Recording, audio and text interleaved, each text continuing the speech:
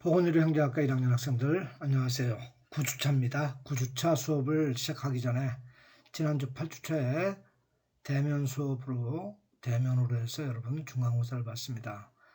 7주차에 비대면으로 해서 중간고사 예상문제를 충분히 풀어줬고요.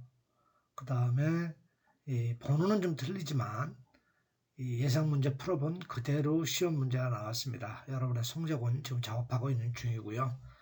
잘 보았을 것이라 생각을 합니다.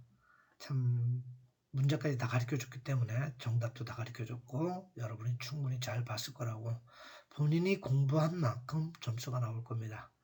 이 기말고사는 여러분의 평가를 보고 난이도를 조절할 생각이니까 여러분 그렇게 생각하시고요.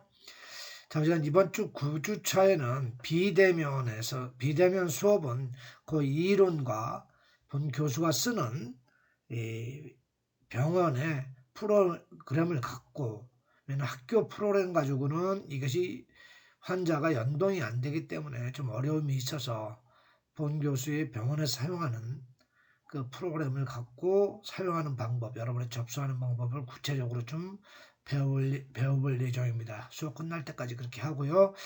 그러니까 대면에서는 필요한 거를 구체적으로 좀 할 것이고요. 각 보종을 좀 더 배워볼 예정입니다. 산업재해라든가 자동차 보험도 접수하는 방법을 여러분이 좀 가르쳐줄 예정이고요. 비대면 수업에서는 그 본 교수가 근무하는 병원의 화면을 갖고 수업을 하는 거로 해서 한 학기를 마칠 예정이 있으니까 학생들 졸업하기 전까지 잘 듣고 여러분의 취업할 때 이용을 해주시기 바라겠습니다. 자, 지금부터 9주차 1교시 수업을 진행하도록 하겠습니다. 금주 수업은 9주차는 OCS 행정의 기초자료를 먼저 배워보고요. 두 번째로 이제 원무 접수하는 걸 실습을 이론상으로 화면을 보고 한번 진행하도록 하겠습니다.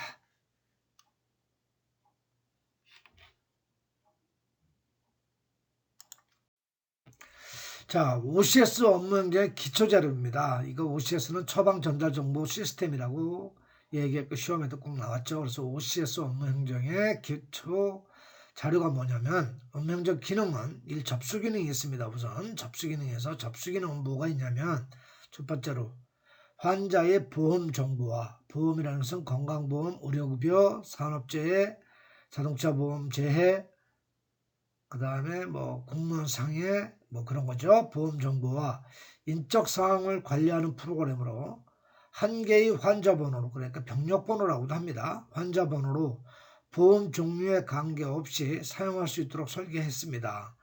그 다음에 신규 등록이라든가 차트 출력, 조회, 입원 환자 등록 및 조회, 입원 한량을 파악하도록 하겠다는 거죠.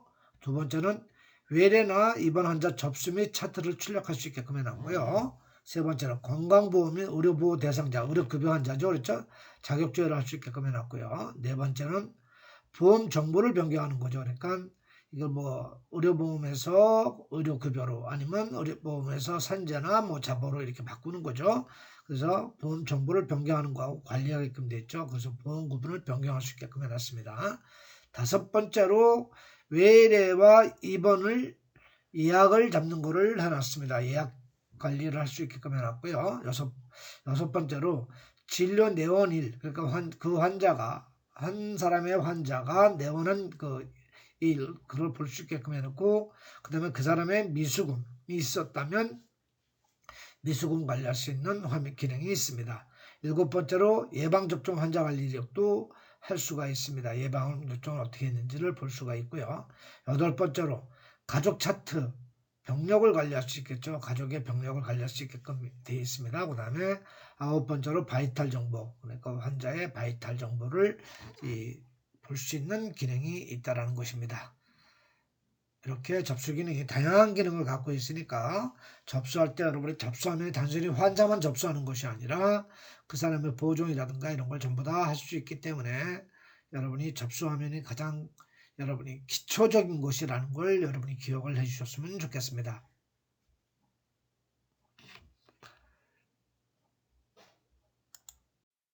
자, 외래관리 접수에 들어가는 겁니다. 이거는 모든 병원이 다 똑같은데 개인정보보호법에 의해서 들어갈 수 있는 거, 그다음에 입력할 수 있는 자격 뭐 이런 게 있는데 우선은 여러분이 취업을 한다면 개개인별 아이디나 패스워드를 입력을 병원에 해놓아야 되겠죠. 아이디하고. 그래서 그거를 그 아이디가 그 아이디를 갖고 직원의 아이디를 갖고 본인만이 들어갈 수 있게끔 해놓았습니다. 점점 의료기관도 개인정보 관리가 심해지기 때문에 그게 왜 그러냐면 환자의 이력이라든가 환자의 그 증상이라든가 이런 환자의 질병과 관련된 거는 민감 정보이기 때문에 이 들어가는 로그 기록도 다 기록을 서버에 저장을 해놓아야 되기 때문에 개인의 아이디와 패스워드를 입력을 하면 개인정보보호법에 의해서 권한이 부여가 됩니다. 그래서 이 원무과 직원들은 이 접수하고 수납, 그다음에 진료 기록을 볼 수 있는데 이 수정을 못한다든가 뭐 이런 거죠.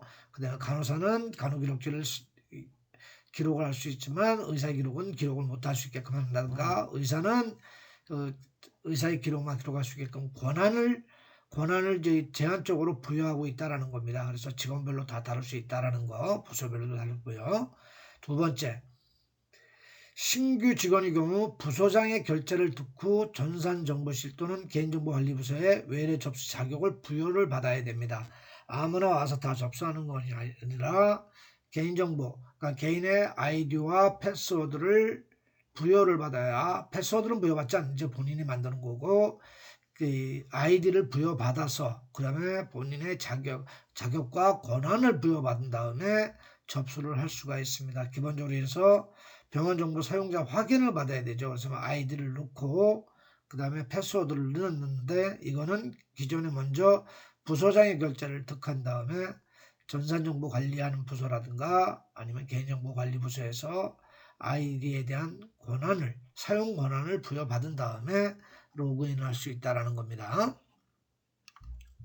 화면이 이렇게 되어 있습니다. 저희 본 교수가 근무하는 병원에 이렇게 해서 본인의 아이디를 넣고 패스워드를 넣으면 들어갈 수가 있게 되는 것입니다.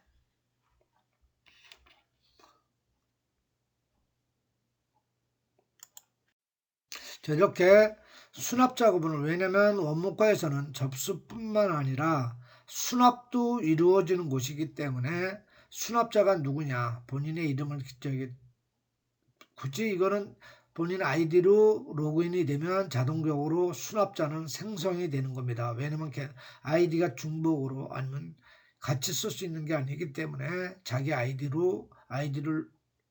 치고 패스워드를 쳐서 로그인을 하면 이렇게 팝업으로 수납자는 자동적으로 뜨고요. 수납처는 이 두 번째 화면을 보다시피 뭐 원무과가 한 군데만 있는 게 아니라 작은 병원은 뭐 한 군데 모여 있겠지만 큰 병원으로 갈수록 각 층, 각 병이 각 동, 그러니까 병동마다 다 다르고요. 이제 병동이라는 입원실이 있는 게 아니라 진료 그 파트가 다 다르기 때문에 거기에 부서별로 여러 개 있기 때문에 저희 본 교수가 근무하는 것은 네 개의 접수처가 있기 때문에 각 파트별로 자기가 근무하는 그 자리에 그 수납처를 지정을 해주고요.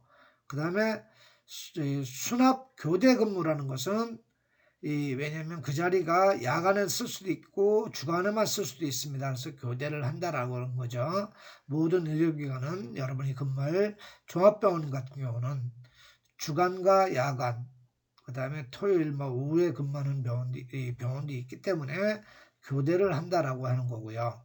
그 다음에 이제 수납 구분은 여러분이 근무할 때 주간 근무냐 야간 근무냐 그거를 체크를 해서 OK를 누르면 이제 그 접수하면 넘어간다는 겁니다. 그래서 여러분이 근무하는 시간대가 뭐 주간이면 주간, 야간이면 야간, 3교대면 3교대 이런 식으로 이제 이브닝이면 이런 식으로 또 되겠죠. 그런 식으로 이 수납 구분이라든가 이거를 해줘야 되는데 원무과는 보편적으로 3교대가 아니라 막교대가 되겠죠. 주간하고 야간이 되겠습니다. 그래서 이런 식으로 자기가 사용하는 이 컴퓨터의 그 위치와 그 다음에 이거를 이제 야간하고 교대를 하는 건지 안 하는지 그 구분해주고 수납 구분은 이 주간인지 야간인지 이걸 해서 이 근무시간을 생성하고 확인을 하고 OK를 클릭을 하면 이제 접수 화면으로 접수할 수 있는 그 화면으로 넘어가게 되겠습니다.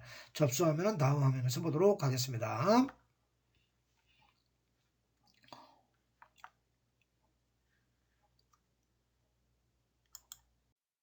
이 화면은 여러 번 여러분에게 보여드렸습니다. 본교수가 쓰는 화면이고, 이렇게 여러분이 이제 팝으로 수납과 교대, 그다음에 수납처를 다 지정해서 화면에 로그인을 하면 이렇게 접수 화면이 뜹니다. 접수 화면을 뜨면 전반적으로 보면 오른쪽에 하얀 박스는 이 환자들의 내원 기록이 있죠. 동명이인이 뜰 수도 있고요. 환자 이름을 쓰고 그다음에 그 사람의 이 화면을 쭉 보면 위에 폴더도 있고 여러분이 보정이 있고요. 그래서 차트 번호가 좌측에 메뉴에 보면 차트 번호가 있고 수진자 있고 환자의 이름이겠죠. 그다음에 공단 확인하기에 주민등록번호를 넣고 공단 확인을 넣으면 건보 자격이 있다는 거 보여줬고요. 진료 구분, 진료 과목, 진료 의사, 분업사 여러 가지 있는데 이렇게 날짜를 언제 자동적으로 날짜가 들어가면서 이 날짜는 매일매일 생성되게 되겠습니다. 다음 화면을 보면서 직접 쓰는 것을 보겠습니다. 이렇게 화면이 본 교수가 쓰는 OCS의 그 접수하면 이건데 우리 학교에 있는 비트컴퓨터라든가 LG 플러스라든가 중소업체 프로그램이라든가 조금씩 구성은 다 다르지만 저희 있어야 할 것 거의 지금 환자 내원 기록이라든가 이런 거는 거의 다 동일하게 이게 형태만 다르지 다 드러나기 때문에 여러분들이 이 화면을 좀 보았으면 눈에 익고 어떤 화면이 있다라는 걸 여러분이 기억을 해주시고 여러분이 취약할 병원에 화면하고 좀 차이가 있더라도 당황하지 않았으면 좋겠다는 생각입니다. 자, 이렇게 보면 일반 환자 이제 뇌에 접수하는 겁니다. 일반 환자는 건강보험 환자를 말하는 겁니다. 환자의 성명을 수진자란에 그 밑에 이 초록색으로 원이 그려져 있죠. 거기가 수진자란에 이름을 환자의 성명을 기록을 합니다. 입력을 하고 그다음에 수전자 이름을 입력을 하면 오른쪽에 이름이 동일한 이름이 쭉 뜹니다. 동명이인이 워낙 많기 때문에 지금 여기는 박문수라는 사람을 쳤을 때 박문수라는 사람이 최소한 본 교수에는 한 12명인가요? 둘, 넷, 여섯, 여덟, 열둘, 넷, 14명이네. 박문수라는 사람이 14명이 떠서 거기에 수신자 이름을 보고 주민등록번호를 확인을 해야 됩니다. 주민등록번호는 동명이인이 많기 때문에 동년, 동월, 일까지 같은 사람이 많기 때문에 앞절 생년월일 같으면 뒤에 이 주민등록번호까지 정확하게 해야 그 환자의 이 이력이라든가 다 기록이 되기 때문에 반드시 주민등록번호를 정확하게 확인을 해야만 된다는 겁니다. 이렇게 해서 동명이인은 워낙 많기 때문에 대학병원 같은 경우는 이보다 훨씬 많겠죠. 방문 수치면 20-30명이 될 수 있기 때문에 생년월일을 정확하게 알고 그 다음에 생년월일까지 같은 사람이 있다라면 주민등록번호 뒷번호까지 정확하게 확인을 한 다음에 접수를 시작해야 된다는 거 여러분이 꼭 기억해 주시기 바라겠습니다.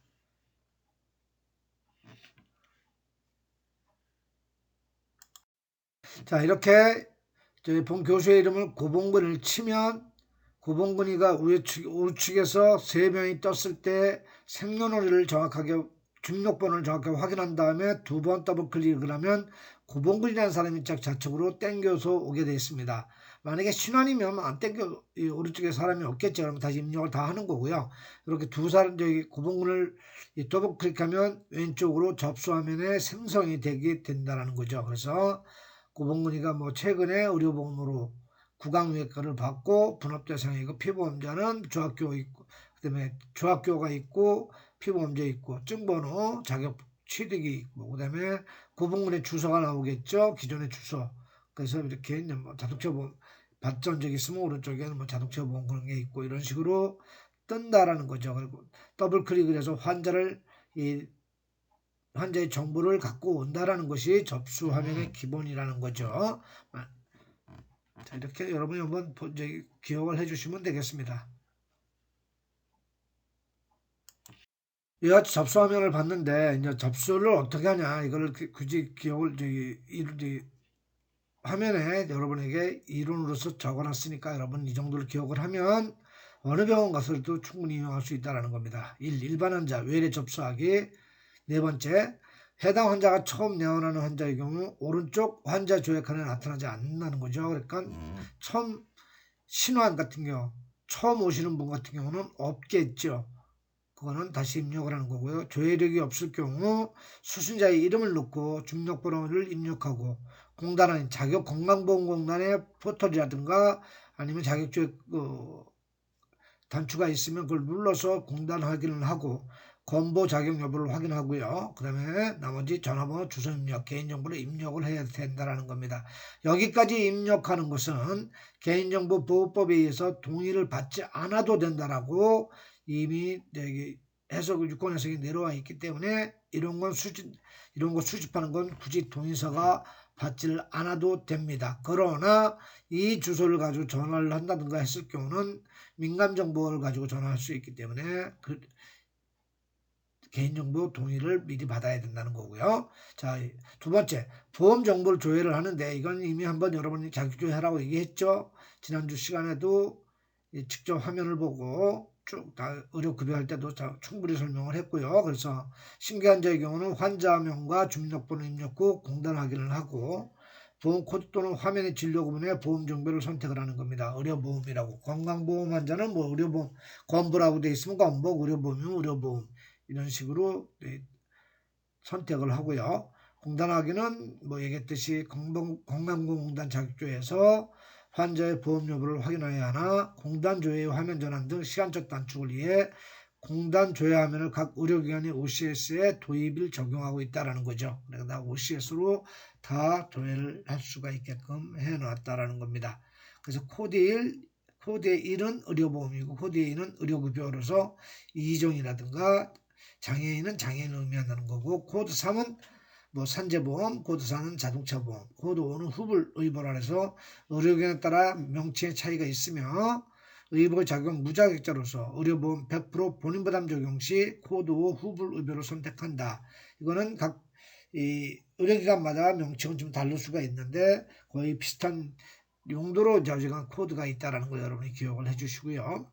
코드 7, 본 교수가 근무하는 병원의 코드 7은 의료보호 1종, 의료급여 1종이죠. 기초생활수급자를 의미하는데 이거에 대해서는 이 6주차에 여러분에게 이미 설명을 충분히 하였습니다. 대면 수업에서 여러분. 그래서 건강보험과 의료급여 환자 구분하는 방법 꼭 기억을 해 주시기 바라겠습니다. 그 다음 코드 8은 공상인데 의료기관별 코드가 상이하다는 거죠. 본 의료기관은 근로중 상해권으로 회사에서 비용을 전액 지불하는 환자를 공상 처리하고 있어요. 그러니까 회사에서 근로자가 다쳤을 때 산업재해를 신청하지 않고 회사에서 그냥 비용 부담을 할 수 있거든요. 그럴 때는 본 교수가 근무하는 병원에는 공상이라고 얘기하고 다른 병원은 무슨 근로중 재해라고 할 수도 있고 근제라고 할 수도 있고 뭐 여러 가지가 명칭이 있을 수 있는데 그거는 그 병원에 가서 여러분이 빨리 익히면 되겠습니다. 그래서 공상은 실질적으로 공무원 상의 줄임말이다라는 걸 여러분 또한 알고 계셨으면 좋겠습니다. 마지막 코드 9는 일반 환자로서 전액 보는 부담으로 현재 각 의료기관은 일반자 처리는 이용하지 않는 경향이 있다라는 거죠. 왜냐하면 일반 환자는 건강보험 100%에 뭐 130이나 150%를 받는데 요새 의료기관은 그렇게 받는 데가 많지는 않는데 뭐 의원급 1차 의료기관은 그렇게 할 수도 있다라는 거 여러분이 참고를 해 주셨으면 좋겠습니다.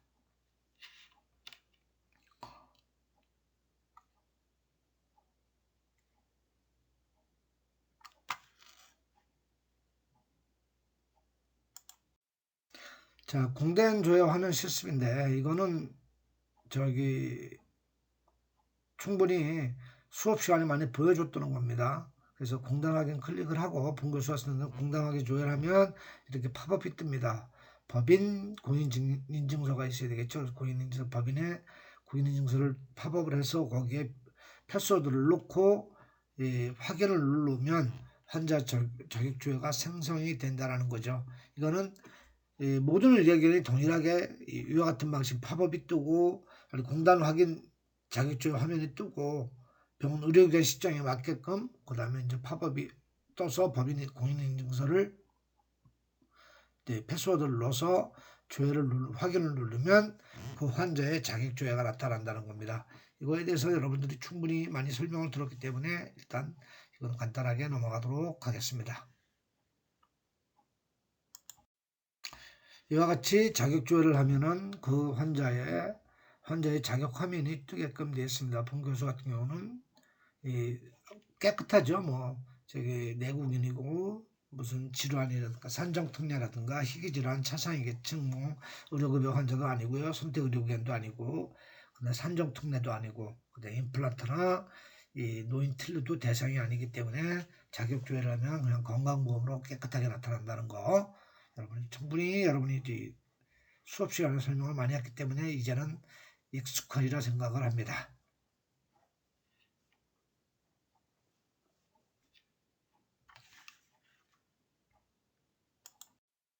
자, 2교시 수업입니다. 아니, 2교시에 실수했네요. 이거 지금 자격조회 화면 가져오기 생성 화면입니다. 그러면 가운데 구름 무늬가 있는데, 여기에 이제 그 자격조회에서 가져오기를 하게 되면 자동적으로 조합교육이라든가 피보험자, 그 다음에 증번호, 자격 취득이 이런 게 다 자동적으로 따라오거든요. 그러니까 이렇게 가져오기를 하면 구름 모양으로 건강보험이 현재의 건강보험 그 자격 상태를 가져오게 돼 있다는 거죠. 이거는 지금 거의 많은 의료기관에서 다 OCS 쓰면서 이 공단 그 자격조회 화면을 거의 땡겨 오기 때문에 이 수업 시간에도 얘기했지만 건강보험공단 자격조회 그 화면을 굳이 들어가지 않고 자연적으로 생성된 자료를 가지고 이용할 수가 있다라는 것입니다.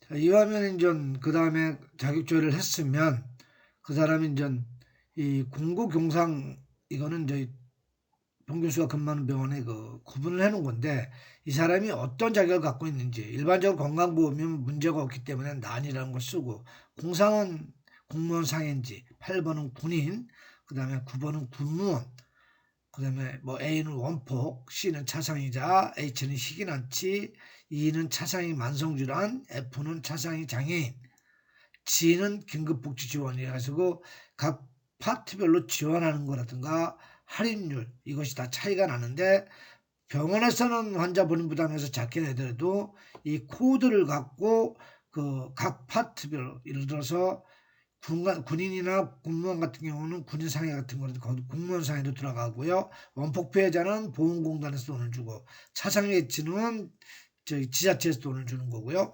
희귀난치는 이제 건강보험공단에서 그만큼 차이나는 만큼 줍니다. 차상위 만성질환은 지자체와 만성질환 그 공단에서 분담을 하고 있고요. 그 다음에 차상위 장애인 위계층자 같은 경우는 지자체에서 그거를 부담을 합니다. 그 다음에 긴급복지 지원은 국가시책위에서 지자체에서 지원을 해준다라는 거. 이것은 공공공산 돈을 교부하는 곳이 어딘지 그 다음에 일반적으로 건강보험 이외의 곳에서 돈을 지급하는 곳을 구분할 수 있다는 것입니다. 그렇게 이제 구분을 줬으면은 이제 보면 나는 일반 의료보험 처리자고 의료급여도 마찬가지고요. 장애인은 장애인이라고 하고요. 그 밑에 장애직부를 말하는 겁니다. 장애직부를 말하는 거고 네 번째는 행여환자 얘기를 했죠. 일정한 주거지 없이 주민등록이 말소자가 행여자라는 거. 제한인은 무자격자입니다. 그러니까 이미 건강보험을 자격을 잃었던 사람을 무자격자라고 제한 중에 체납자는 의료보험을 체납한 사람으로서 이거를 본인이 공단에다 체납된 비용을 납부하면 체납자 자격을 취소하고 건강보험을 다시 회복시켜 주게 되겠습니다. 직불은 진료비 잔액을 환자 부담하는 거, 뭐 예를 들어 자기가 종합검진을 한다든가 아니면 보건증을 만든다든가 뭐 보건증은 지금 금년도 같은 경우는 특별한 상황 감염병 팬데믹으로 인해서 건강보험 적용을 해주지만 원래는 이제 그런 거 할 때는 전액 직불 본인 부담이라는 거죠. 노숙자는 주민등록이 있는데 주거지를 모르는 사람은 노숙자고요. 장루장애는 이 신장 콩팥이 안 좋아서 뛰어났다든가 그랬을 때 소변 주머니를 별도로 갖고 다니는 사람은 장애인으로서 하고 있고요. 임플란트는 65세 이상 임플란트 보험 적용을 한다. 보험 90% 감면, 국가유공자 등 90% 감면자가 있고요. 보험 60%도 감면자가 있습니다. 60% 감면 대상자. 전상군경은 뭐냐면 이 10%에서 20% 분위부담, 이 전쟁 중이라든가 아니면 군대 가서 다쳤다든가 하는 사람들을 그 감면 등급을 보훈처에서 매겨놓고 그에 따른 의료 혜택을 주고 있다는 것입니다.